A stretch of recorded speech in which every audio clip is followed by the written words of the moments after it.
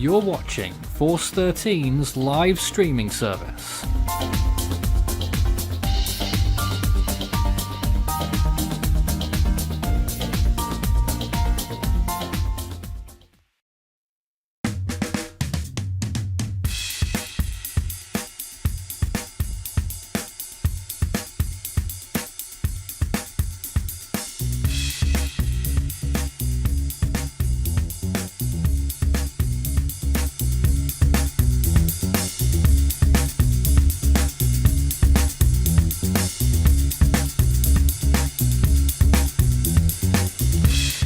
Following Tropical Storm Beryl as it approaches Texas. Hurricane warnings were issued earlier this afternoon/evening, and the storm is continuing to head towards land right now, and clearly you can see that the first signs of trouble appearing on the US radars.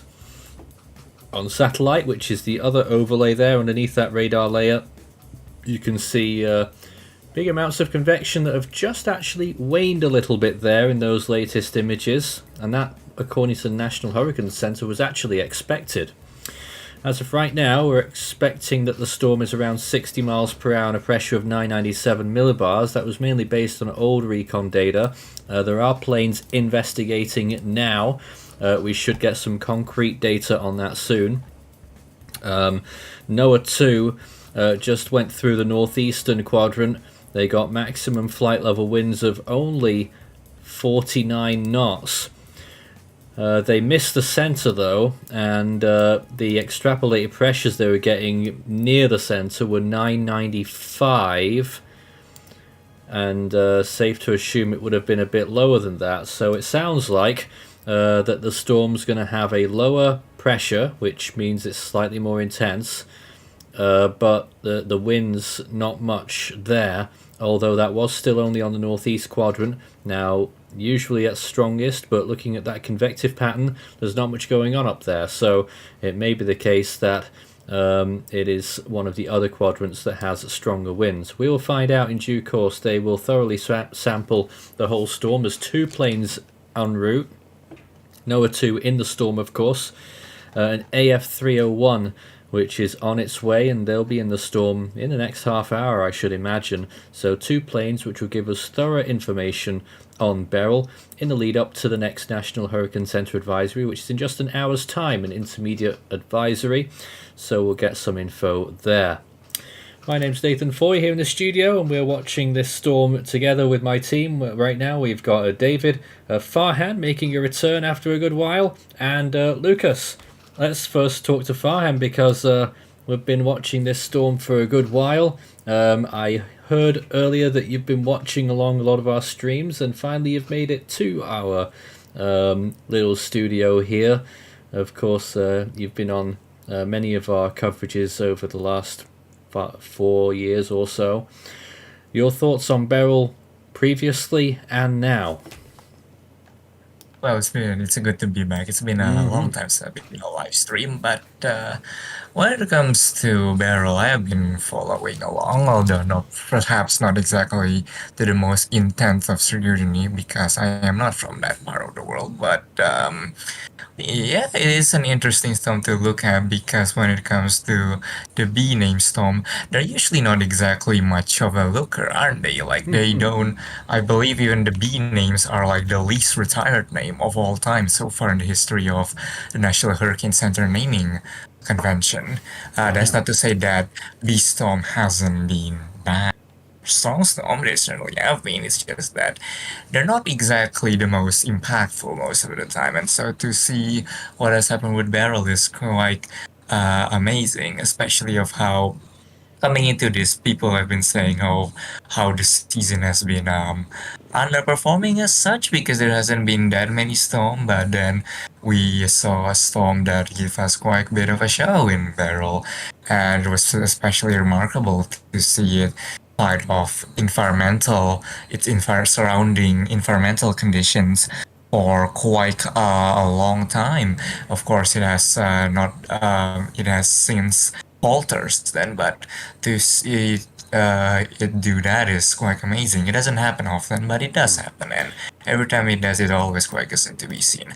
As for the storm now, and well, it's quite fall. As I said, it's faltered quite a bit from that high, but of course, when it comes to these kind of storms, though you have to always be on your toes and watch it. It might not be a Category 5 anymore, but it still has the threat to be potentially dangerous. And so, if you are in the upcoming path of the storm, just don't be stupid and do as the warnings warned you, because they are there exactly for that purpose. Well, we certainly got to wondering that.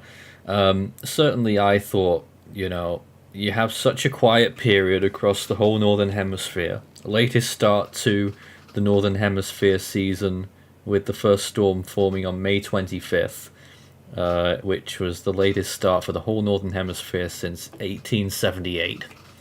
And then we get the record quiet, really, up until the end of June. And sometimes when you think of science and the famous quote that one action has an equal and opposite reaction, you sort of almost expected that you would see something really big come out of the nothingness. And it looks like that happened with Beryl. Yeah, indeed, that's, I suppose, applying that theory, that has indeed happened here. But as of now, hurricane warnings were issued earlier, and we're looking at this camera from South Padre Island right now. You can see some of the cloud cover there in the distance. That is part of Beryl, and it is sweeping up from right to left, you'll notice, as they go by, as the storm comes closer. Maybe not so much right to left, more distant to near as it gets closer and closer. But let's talk to Lucas right now because, of course, you being a Texas resident for a very long time, you're not there right now, but watching from afar, your thoughts on Beryl as it gets nearer. Yeah, I mean, like you said before, I saw the devastation in Jamaica, and it really hurts me. Prayers to them for the recovery, and I've been following all the models recently, and they predicted a much higher intensity landfall, which really gave me high anxiety. And as most of you guys haven't known, my dad still lives there, and I'm planning to visit him next week. And I'm really worried about him, and I know he's going to make it. But my main concern is just how much rain is going to be falling, and as well as having concerns about the Lake Livingston Dam because there's a potential break watch that's issued right now. Now, where is that? It's in... Shoot, I forgot where it was. Hold on a sec. But yeah, I have been following Beryl every single day now just to make sure it makes landfall as weak as it can possibly can. And good thing is, it's currently over some moderate to high wind shear right now because I recently checked the wind shear map right now. And well, we were talking about that earlier, though. Apparently, that wind shear is flowing with the storm and not against it. Okay. Let me actually see. Location. Yeah, we'd be interesting to know. But let's, whilst we wait for that, talk to Orlando, and I'm sure you're going to be watching closely with the recon flights as the data comes in there as well. Beryl holding on to that convection that's been blowing up, and earlier on it started out on the northwest side. It's now drifted on towards the southwest side and just waned a little bit in those latest frames. What do you think's next? Yeah, it's still struggling to get it's battling dry air right now rather than shear because most of the shear right now that exists is pretty low, and any shear on the upper levels is flowing with the storm, so not really much of an issue right now in that regard. However, what is going on with the system as it's restructuring is blowing up convection. It's heading into diurnal maximum right now. So we'll be curious to see how much more convection blows up. Is it able to get that center under more of that CDO? And if it does, will it begin to start building that eye wall that we've seen before on microwave imagery?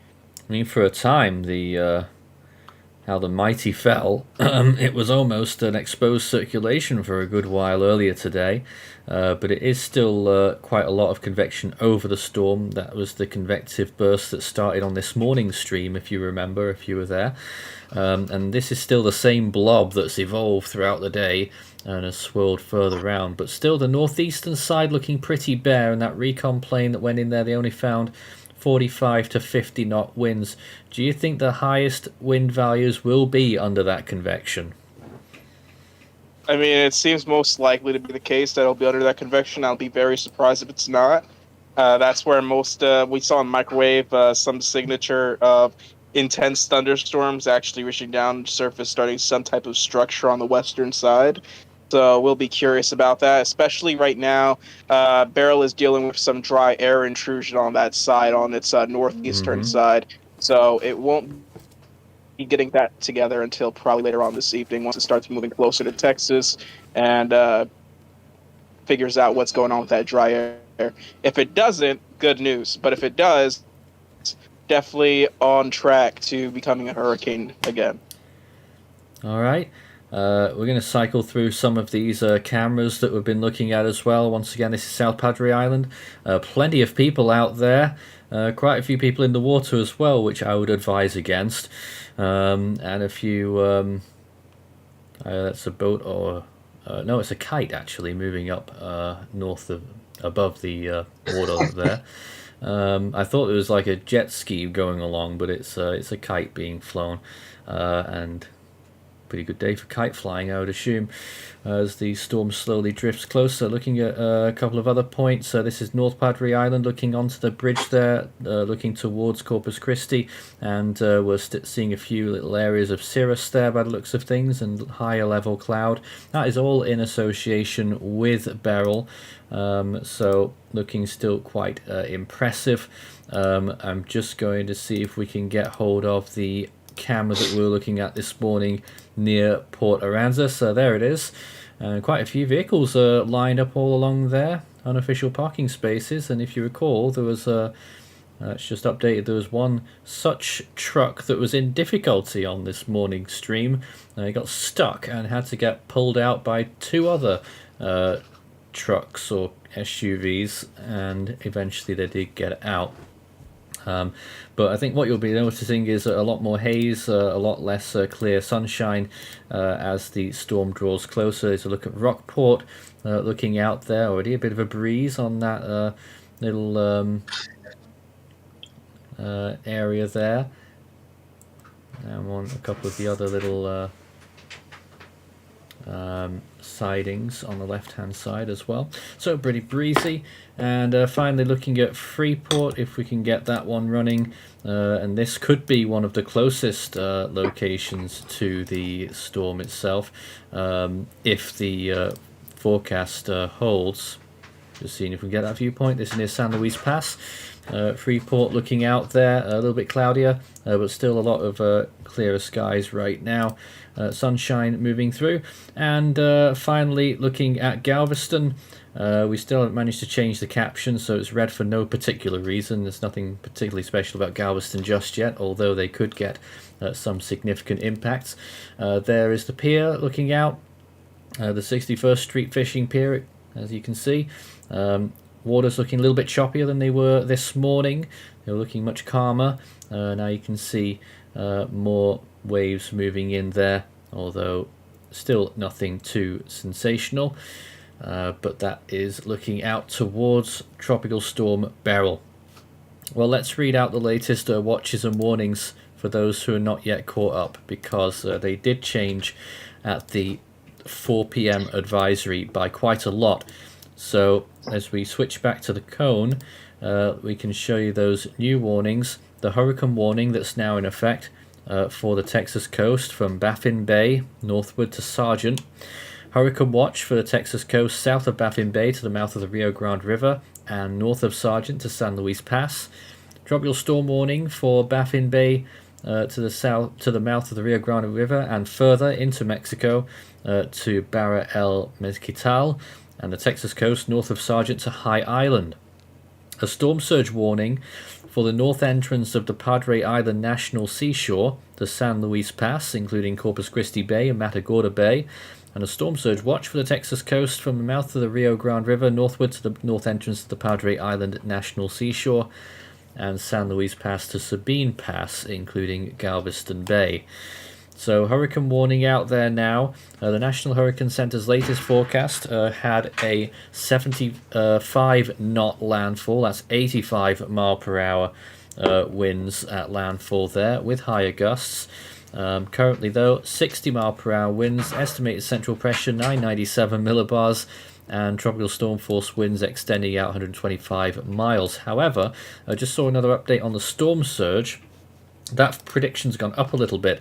They're now expecting 4 to 6 feet on Mesquite Bay, Texas to Sargent, and for Matagorda Bay. 3 to 5 feet for Sargent to San Luis Pass. 3 to 5 feet for North Entrance Padre Island to Mesquite Bay. Corpus Christi Bay, 3 to 5 feet.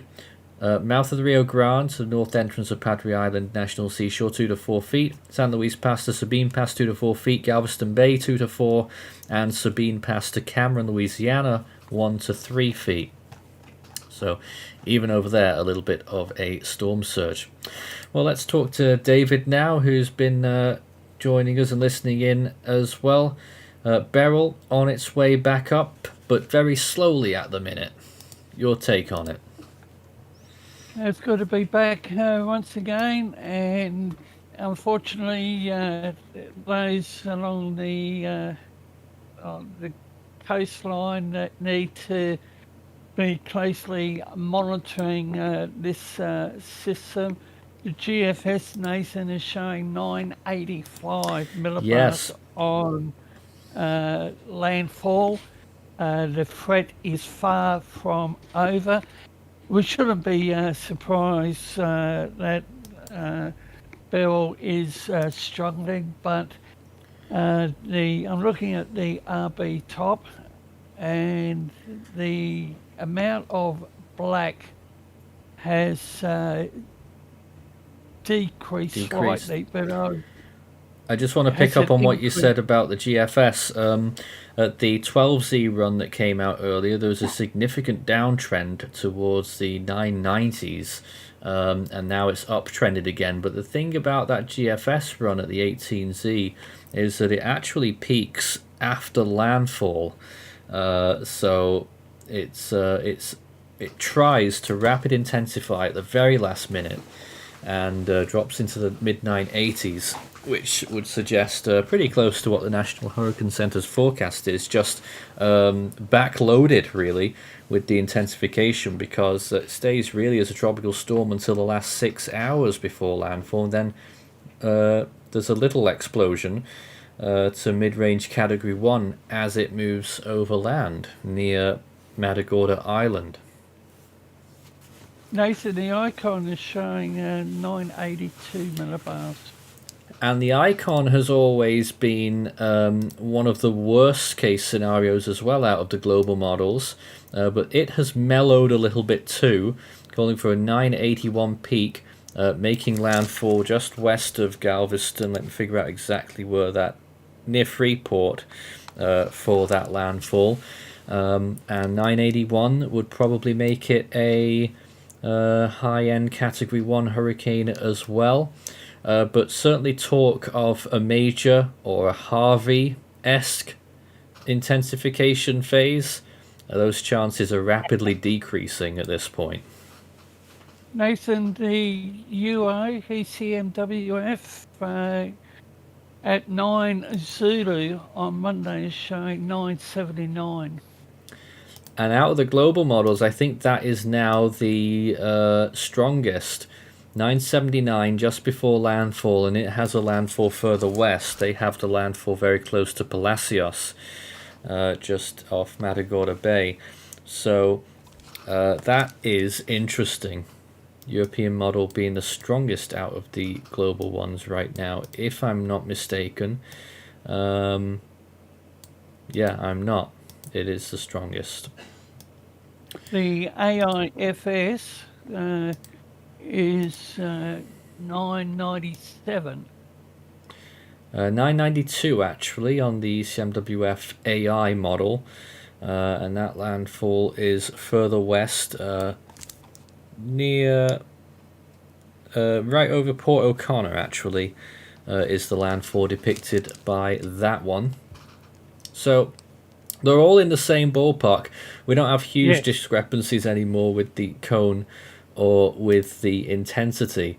It looks like we are going to get a Category 1 landfall, possibly a borderline Category 2, and it's going to be somewhere in that hurricane warning area, which as far as hurricane warning areas go, it's not a huge hurricane warning. So there's some pretty good consensus as to where this storm is headed, and we're just waiting for more data from the recon planes to tell us any more. If we're comparing it to Harvey, at this point it was rapidly intensifying when it was moving beyond 23.8 degrees north. Harvey got to 60 miles per hour at 23.8, and you'll note Beryl there is at 23.9. Then when it got to 24, it was 65 miles an hour, and then at 24.4 north, it rapidly intensified to 85. Beryl is clearly not going to do that, so I do want to put people's minds at somewhat rest there, that it's not going to be as big and strong as Harvey was. Also, Harvey was moving a bit slower at 10 miles per hour, and Beryl is currently moving at 13, which means it will have a little less time than Harvey had as well to intensify. NOAA 2 are heading back into the storm from the southeast to northwest, so hopefully they will get a center pass this time around. They missed the first time. AF301 sort of unexpectedly turned southeast, and they are not far from the center of the storm actually. I think they're still trying to home in on, I don't know if they're going to find the center there, but I think they're trying to home in from the northwest.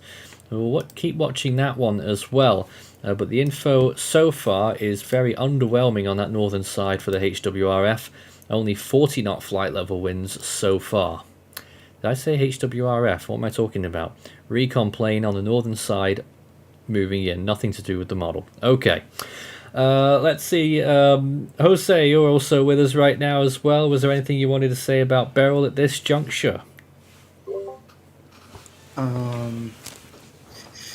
Well, I mean, it doesn't, really look that well because pretty much dry air is the main issue that the system is pretty much dealing with. Because when I was looking at it, I thought it was wind shear, but I never thought of checking dust in the area. But until when someone in the general told me that it was Saharan dust, I was like, oh, okay. Not Saharan dust per Okay. se, but lots of dry air in Not the the area, dust. yeah. Dry air, yeah. But I mean, to me, I feel like Beryl can fight it off, and I don't think it will be a problem to Beryl for now. But I feel like as it gets stronger, it's gonna fight it off, and that's what I pretty much think of Beryl right now for that. All right. We'll be taking your comments and questions on the air as well. Start your message with Force 13 all in text, and we'll be able to have a little discourse. George says that their opinion is that Beryl has not said its final word. Stalling, gathering energy over hot waters.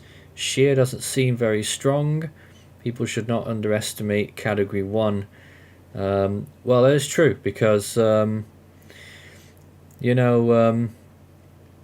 people can play down the weaker storms, and a few storms in the past have disproven that. I don't really want to compare this one to things like Imelda or Allison because they're different, because they're big rain makers. Beryl shouldn't be an enormous rainmaker. We're looking at probably maximums of 10 inches, although the NHC do acknowledge the potential for isolated maximums of 15. But we're not talking about 60 inches here. We're talking about fairly, I don't want to say low, but moderate amounts of rain. Skeletal says that what's the water temperature on the coast? It's very warm off here, generally 30 to 31 degrees Celsius when it gets up off the coast of Texas, so they will definitely be getting warmer. Global Weather Update says that HWRF has 968 millibars almost at landfall, and I am not surprised if that's true. HWRF has been at the upper end for a long time. Just looking at the 18Z model run that's coming out right now, 968 millibars, only yielding 100 miles per hour though on that, but still quite impressive, and a little bit further west or than the other models at least. It's very close to Rockport, just east of Rockport, so that's interesting. Just looking again at the live shot from South Padre Island right now.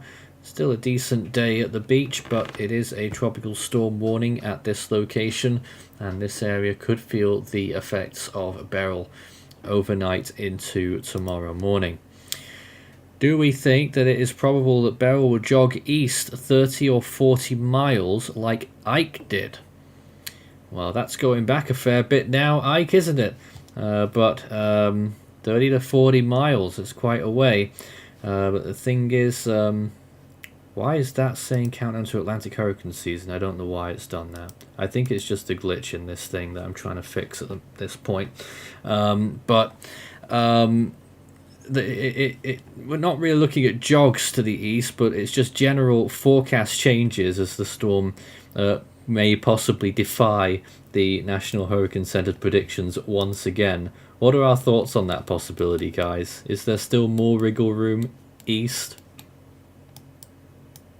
I mean, it's possible. You're having a situation where it's curving into the shoreline. It gets really complicated. Any wobbles make a huge difference, especially with an intensifying system. So it's in the cards. Is it going to happen? Can't say, but it's a scenario. All right. So interesting at this point. Rod says, where is the center of Beryl? Can we put an X on it on the map? We can, as soon as we can find out where the center actually is. It looks like on satellite imagery that the center is going to be somewhere around here. But Recon will give us a definitive answer fairly soon when they actually go in through the center, which we still haven't had a center pass yet, but we are about to get one. 2 Recon planes are flying straight towards each other right now. One coming in, AF301 from the northwest, and NOAA 2 coming in from the southeast. I wouldn't worry too much about them moving in towards each other. They are at different altitudes. So we should get some more good data here from both of these planes coming into the storm right now, and we should get a good center fix shortly. But it might actually be a little bit west of where I've put that circle according to the latest data. But as soon as we know, we'll let you know. And of course it's not that far away from the radar now, so soon we should be able to find the center without any help from recon planes. Of course, the only other way we could find out is if it popped out an eye, which is obviously what we don't want to see right now. Let's see if we have any other comments at this point. Chances of category 2, I think we gave it 33% still, not to be ignored, says George. If we have an eye like early days, remember how fast it got stronger? People must be aware of underestimating nature. Pelican says, is it a chance that Beryl stop and start moving north? I'm not sure I fully understand. I assume you mean basically turn north right now and move straight up towards land. What do we think, guys? It's the environment, the ridging, the troughing, as you said, Nathan. So I'm waiting to see what NHC says. Well, they won't have a full update until late tonight at 10 p.m. Central. 11. 10 or 10 11? p.m. Central. 10 p.m. But we will have more updates at the intermediate advisory, which is coming up in half an hour, and hopefully we will get a new position fix from the recon, and that will tell us when the NHC update what they'll do at the next advisory, this intermediate coming up at 7 p.m, is they'll update the position but not the cone. So you'll see where the 7 p.m. position is in relation to this current cone, and if it's towards the right edge of it, the next image will be pretty skewed, the first part of it, because it's still using the old track, and that will tell us a lot as towards what that next track may be. That little ding means that the bottom bar that was a little bit broken has been fixed, so we can go along there in peace now with Tropical Storm Beryl on our bottom tagline. But certainly right now, from what we're seeing on radar, not too impressive in terms of organization of this storm just yet, and still waiting for new recon data, which we are anticipating pretty soon. But once again, NOAA 2 flying in from the southeast quadrant, up to the last data drop, only got 35 knot flight level winds in the southeast quad, and that's getting close towards the center. So if this storm is improving at all, it's very lopsided at this point. Would you support that, Nathan? That it's strengthening? Lopsided. Oh, absolutely. It's clear to see on the recon data, eastern quadrants very weak. Well, northeast isn't too bad, but still quite low. We've not seen... Which sides have we seen? We've not seen north... Well, we are seeing northwest. Right? We are seeing all of them, aren't we? Honestly, it's looking pretty weak all round. Northeast quad, which is sort of under the convection, they recently got only 40 knot flight level winds, and then earlier NOAA 2 went through the southwest convection, and they only got 35 knot flight level winds. So we're looking at all quadrants. We're seeing very low winds here actually overall, although I do have to add a caveat that SFMRs are trending quite high on the NOAA 2 mission. I'm not sure if it's accurate, but earlier on they got when they made the first pass from the northeast to southwest, NOAA 2, they got 52 knot flight level winds, but they got 65 knot SFMRs. But I'm not seeing how that can really tally. I don't really fully understand the SFMR system. Tends to be inaccurate quite a lot. Gary says, does Beryl appear to be stronger than 60 miles per hour at this moment? Right now, I think I'm going to have to say no. However, I think the pressure is going to be a bit lower when they come up with it, because they already got 995.5, I think, extrapolated, and they weren't even at the center. So I think we could have something like a 994 right now in the middle. But in terms of what we're seeing on winds, unless they find something to credit those SFMRs, like a drop sond or two, I'm not seeing much suggesting that this is any decent wind. Let me just look back at drop 3, which was near, I think it was too close to the center. They only got 36 knots at the flight levels. It was quite close to the center, and on that drop they actually got 996 millibars with a wind of 14 knots. Oh, here we are. Where they got those stronger winds earlier, let me just see how this tallies. I've just got to do a little bit of research here. So they did a drop sond at 2206 UTC. Nope, that doesn't work either. They got those SFMRs at about 2134.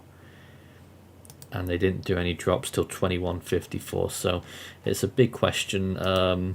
Mystery. Although we do have some new data now from AF301, which is flying through from northwest to southeast. They just caught some stronger winds near the center on the northwest side. They caught 55 knot flight level winds and 50 knot SFMRs. So that's some more news there. And again, I am seeing some pressure variations. I'm seeing a secondary area, a secondary pressure minimum in the northwestern side where those winds are blowing quite strong. That's last time that happened this morning, they put it down to turbulence. So I don't know what they'll make of it this time. Anyway, open floor to the team right now. Anyone want to go ahead and chime in with what their thoughts are and anything they may have noticed whilst we've been live? So the strongest area is north west to south. So the western side of the system, but we know dry air is an issue. I'm not sure what the wind shear is at present, but as she edges towards the coast, I think wind shear is supposed to be up around 30 knots. But when you look After at landfall, that will be. after landfall, so is that expected? I haven't looked at the 24-hour shear tendency, but when you've got the models in agreement that it is to be deeper. Yeah, and that's because the model runs are forecasting very low wind shear for most of tomorrow. Well, still factoring that in, Beryl's still got plenty of time. Unless she decides to pick up speed. Unlikely. Well, it does have quite a lot of time. Looking at this satellite again, though, that big convective blob is definitely waning quite a bit. Although, possibly a new little blob starting to blow up on that north side there. Just possibly the beginning of a new convective burst right now on that north side. A little hot tower amongst a sea of rather low cloud. Looks like we got a full pass or close to it. They got an extrapolated 993.6. Yes, at 9 knots, so it's not too far off, I'm guessing. So an extrapolated 993.6, so possibly 994, 995 on the ground. Hopefully we get a drop sond on that and we should be able to give you some more concrete data. But basically what we were thinking was happening so far is what we're getting. No real rise in the wind speeds, but a bit lower pressure wise. Viewers saying 994. Yeah, I think they may run with 994. And their advisory will be out soon. Charles says, thanks for keeping the public informed and updated on the weather system. Well, it's what we do best. So we're going to be here. And thanks for your support. Mr. Yogi Bear says, is there any chance that the front or system flowing down south above will cause slowing and possibly fuel Beryl? Well, that's right. We've seen a few storms. Look further north here. Quite a few storms blowing up across South Texas. I don't know what you think of that, guys. How will it influence the storm? I am noticing that. There is quite a few storms in the San Antonio area. that might exacerbate the rainfall that we see with the system. The system might actually cause these thunderstorms to grow stronger and exacerbate the rainfall with these storms. So that's a possibility. I mean, we did see that with a couple of other cyclones throughout history. Orlando, what do you make of that? I mean, it could be possible that it could slow down slightly as it intensifies, but it really depends on that trough interaction, if it's going to speed up or not. Personally, I think it does have a decent amount of time with it. Let's wander around and look at some of the cameras again. This is still one of the closest cameras to the storm right now, South Padre Island. And we had to edit it because it was awfully overexposed, and I think we've gone too far. It's now underexposed. That's a bit better. A bit better.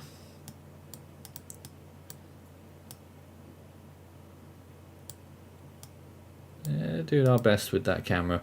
There we are, South Padre Island. Quite a few people still out and about there. And here's another viewpoint. Again, very busy on the beach. Lots of people out and about. Don't seem to be that bothered by this tropical storm coming. But they could still get tropical storm force winds here, as they could even down into Mexico and northwards and into the hurricane warning zone, which let me just remind everyone of those warnings. Hurricane warning from Baffin Bay northward to Sargent. Hurricane watch still for Baffin Bay to the mouth of the Rio Grande River and the Texas coast north of Sargent to San Luis Pass. Tropical storm warning for Mexico at Barra El Mezquital, north of the border into Texas and to Sargent, where that hurricane warning starts, and east of the hurricane warning from up to Baffin Bay, and then east of the hurricane warning from Sargent to High Island. Storm surge warning for the north entrance of the Padre Island National Seashore to San Luis Pass, including Corpus Christi Bay and Matagorda Bay. Storm surge watches either side of that, and we could expect up to 6 feet of storm surge, which is comparable to what was expected when it made landfall in Mexico the first time around. Update from the Hurricane Center is on its way fairly soon. I think they'll be sitting on it for a little bit whilst they wait for some new aircraft data. But both planes are just negotiating through the center of the storm right now. That we should get some news from AF301 anytime, or a drop sonde in the what we think is the eye, although it's not really an eye at this point. So we should hope to get some of that data shortly. Late visible frames. Still got a bit more visible light left. You'd be forgiven for thinking there that that's an eye forming if you look at visible on its own. That's just a trick of the convection there. The center is actually much to the right of that, which is just south of that hot tower that's been blowing up there on the northern side. If you do look closely, you can see just below that hot tower a lot of the more low-level cloud, and that's where we figure out the center. It's almost exposed, really. It's just underneath a lot of that higher cloud that we're looking at.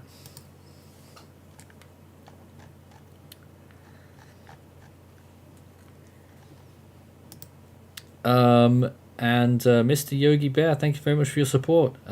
Saying thanks, and seems like it is accumulating. What are we talking about there? Rainfall in those storms? It's the only thing that's accumulating right now.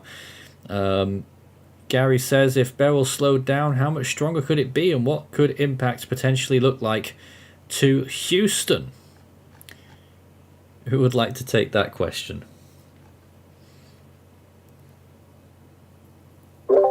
I'll actually take it. Okay. So I recently checked how much rain accumulations is going to happen once Beryl gets closer to the coast. It seems like that Houston is going to get to like 5 to 7 inches of rain possible, where I heard in some areas that it could get to 15 inches, so we got to keep a close eye on that. But all I know is that I think Houston is going to get around probably 5 to 7 inches of rain. That seems like a fair assessment at the moment. While Houston is actually, it's like around in the likely zone for flooding too. Now, you're from Houston, aren't you, Lucas? Yep. So how often and how easy is it to, how much does it take to see flooding over there?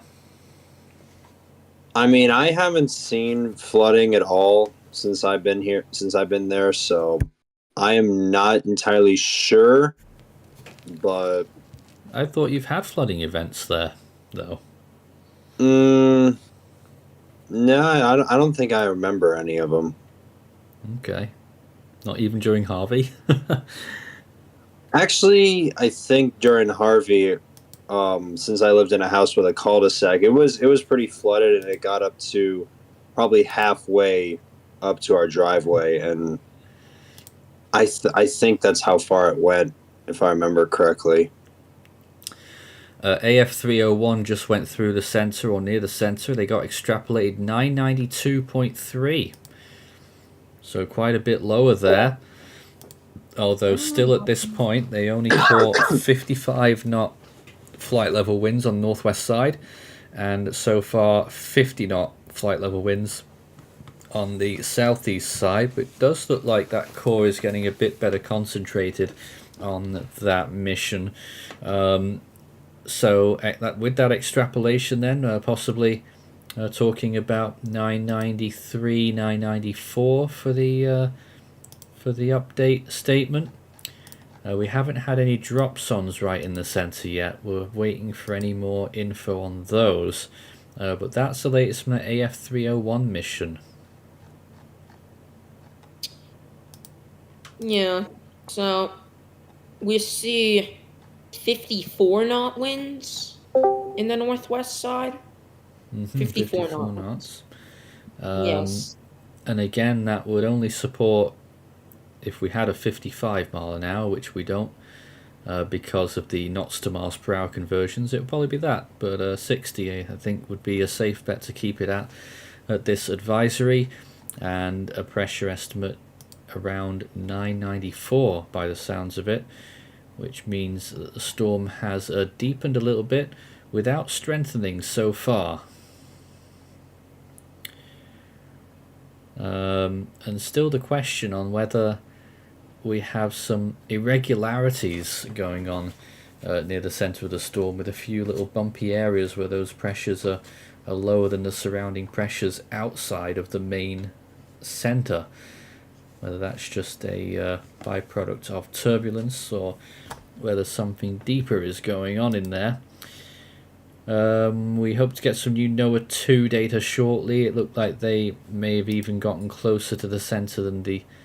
maybe not actually, but certainly both of them did get very close to the center. Quite hard to figure out where it actually is. They're flying at slightly different altitudes as well, so even at those differences in height, there could be differences to where the lowest winds are in the center, and that would also be an indication as to how well vertically stacked this storm is, which is another giveaway as to what kind of health that Beryl is in. Let me just try and get a fix on that lowest pressure though, and it was around 24.45 north and 93.6 west.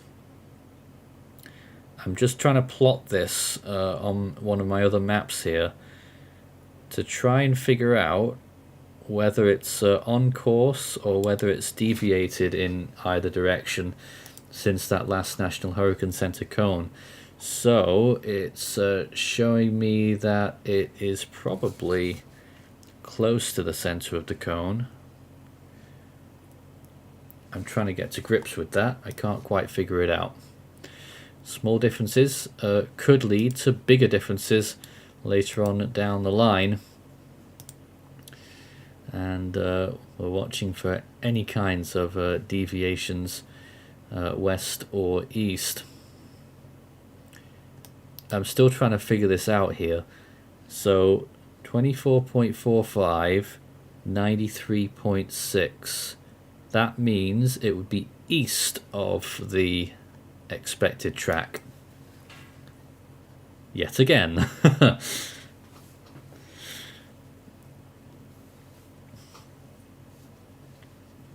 So even though it looks like the convection is being dragged off towards the west, which I suppose it is, you may be thinking that it's moving more west than expected, but in fact it is actually slightly east of expectations. And I do wonder if it keeps going for a little bit longer there with that convection waning, we might again see Beryl get exposed for a brief period, maybe later this evening.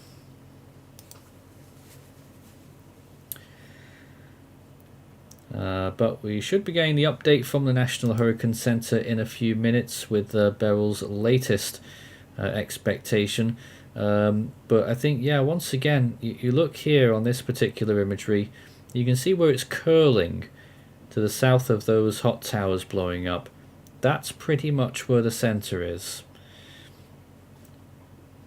So I don't know whether we can call it exposed, but more rather the center is becoming clearer to see, Farhan. It's moving towards it being exposed at this rate, considering how little convection is there on that side of the snow. But yeah, considering what you said earlier about how where the center is and where the convection is going, I suppose you could say the devils and the details. Nathan, you don't think there's an eye trying to form? No. Not in the true sense. I don't really know, because the recon passes did get some. They got substantial wind peaks. You know, it was quite sudden when they were flying through either side of the eye. Well, you know, it suggests that there may be a bit of an eye wall going on, and in turn an eye. When we think of eye walls, we think of very strong storms, but if indeed there is an eye wall there, it's still a very weak one, up to 55 knot winds. But perhaps it could be setting the foundations on those lower levels. But will the upper levels hold on? Because at the moment, that wind shear is now... the cloud tops there from that convective burst have given up, really. It is giving up right now as you look at this. And unless we see a new big burst of convection, it happens very often. Sometimes you can see these, it just looks like it's about to die, and then boom, another big burst of convection blows up. However, all of this was still forecasted by the National Hurricane Center. They even said in one of their discussions this morning that that the convection was likely to degrade later in the day. Just looking at NOAA 2, which is now moving off into the northwest, which is still got some decent cloud coverage there. They're just getting some higher winds now as well. Of course, the AF 301 was there a minute ago. They got 55 knot winds. NOAA 2, so far they're also getting 55 knot winds. So very similar stuff right now from both of those aircraft, and they're now pretty much opposite of where they were earlier. They both flew through the center of the storm pretty much at the same time in opposite directions. Quite neat, really. The update's out, and they are sticking. It is 60 miles per hour and a pressure of 997 millibars at the update, and 24.4 north, which for those who are still worried of getting hung up over Harvey, 24.4 at this point. Harvey was up to 85 miles per hour, so we can tell you with some good certainty now that it isn't going to be as bad as that, but I think we already knew that. So the update says that, well, the headline, Beryl is forecast to strengthen to a hurricane again before landfall, and a storm surge warning has been extended eastwards along the Texas coast. And we've got the data for you now as well. The storm surge watch has been upgraded to a storm surge warning from San Luis Pass to High Island, including Galveston Bay. So Galveston under a storm surge warning. And at this point you can expect to see 3 to 5 feet of storm surge for Galveston Bay and for Corpus Christi Bay, and 4 to 6 feet for Matagorda Bay and for Mesquite Bay to Sargent. Those are the only changes in the warnings at this update, and I don't think there's anything else to tell you right now regarding that update, just that it stays at 60 miles per hour, and as does the pressure. Halted at 997, even though we've seen possible signs that it could be down to 994. Anyone with thoughts on that update? Go right ahead. Starting on caution with the pressure, but the thunderstorm activity appears to be increasing when you look at that imagery top right-hand side of the screen.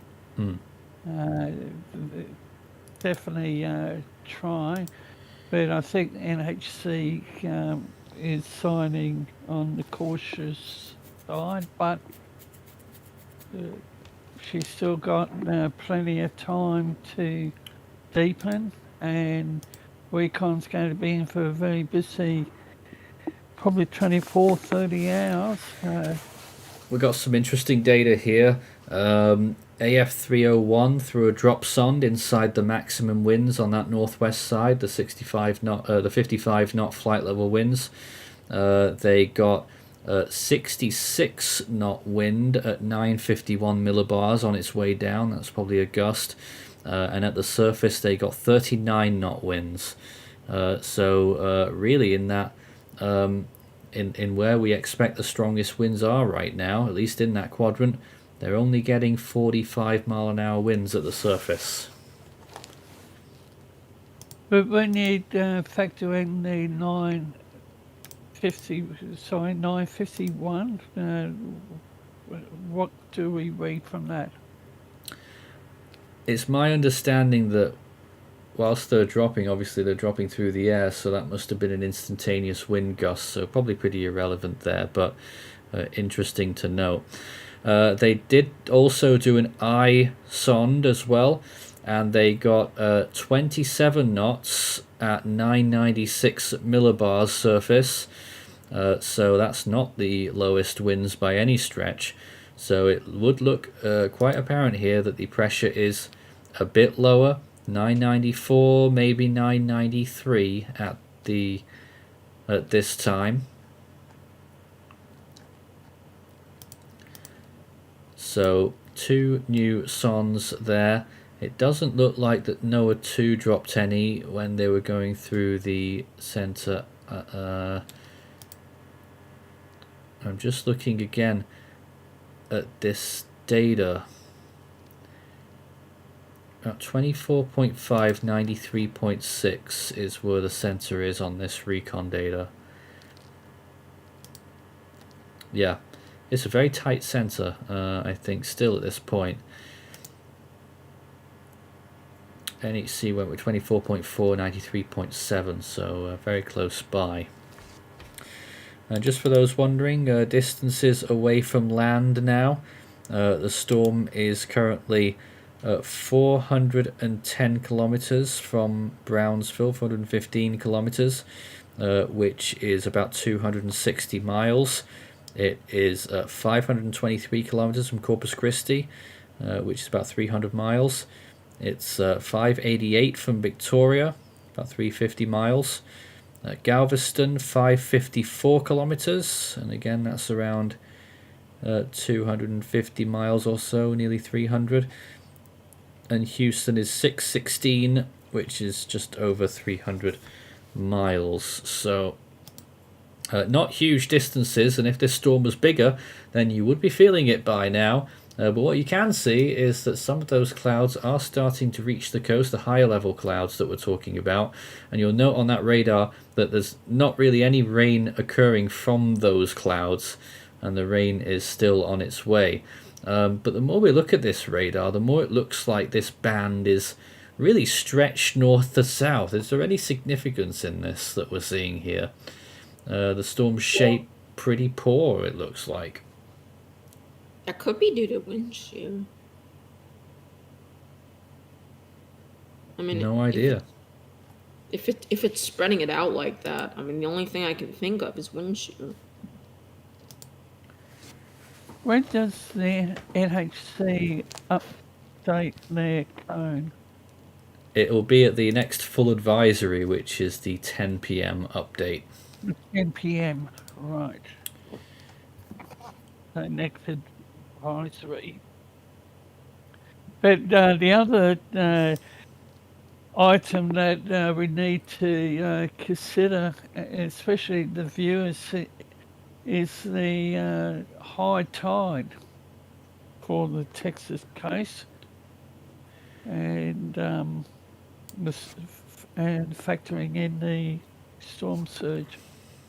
So Yeah, I've not checked those high tide times yet, but obviously it can throw that water even higher when it occurs at high tide. We'll probably be digging more into that data on tomorrow's coverage as we watch as the storm really gets closer.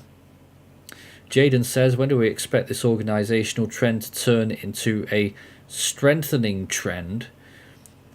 Well, the pressure's dropping. We should theoretically then start to see some strengthening soon, unless the storm gives up. And again, looking at this imagery, we're not sure what's going to happen next with that convection really starting to wane, and it's still doing so quite a lot.